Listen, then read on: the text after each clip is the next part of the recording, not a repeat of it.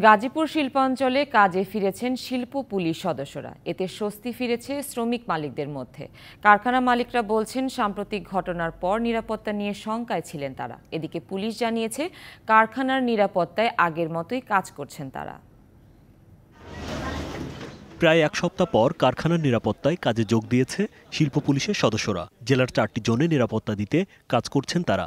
এছাড়া শিল্প এলাকায় টহল জোরদারের পাশাপাশি বিভিন্ন কারখানায় গিয়ে মালিক শ্রমিকদের খোঁজখবর নিচ্ছেন তারা।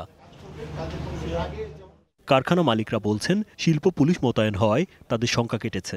মেইন শঙ্কাটা ছিল যে কিছু হলে আমরা কোথায় গিয়ে বলবো, কার কাছে যাব। তো আলহামদুলিল্লাহ, যখন প্রশাসন কাজটা শুরু করে আমরা আশ্বস্ত ফিল করি।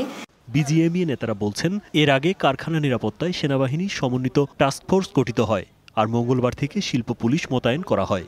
বিজেপি থেকে প্রতিনিয়ত খবর নিচ্ছে, সকল থানা পুলিশগুলো যারা জয়েন করে এবং শিল্প পুলিশের ব্যাপারে তারা খোঁজ খবর নিচ্ছে, যাতে প্রতিষ্ঠানগুলো চলতে পারে, নিরাপত্তা দিতে পারে, সেই ব্যাপারগুলো তারা এখানে মনিটরিং টিম আছে, আপনারা জানেন বিজেপিতে।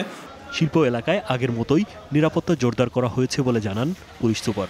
গার্মেন্টস মালিকদের এবং শ্রমিকদের সার্বিক নিরাপত্তার জন্য শিল্প যেন বেঁচে থাকে, এই শিল্পকে বাঁচিয়ে রাখার জন্য আমরা পুনরায় আবার সকল সদস্যরাই কাজে যোগদান করেছি। শিল্প পুলিশের তথ্য মতে গাজীপুরে 2000-এর বেশি তৈরি পোশাক কারখানা রয়েছে। আইন শৃঙ্খলা বাহিনীর তৎপরতায় শতভাগ উৎপাদনে ফিরেছে কারখানাগুলো। DBC news desk.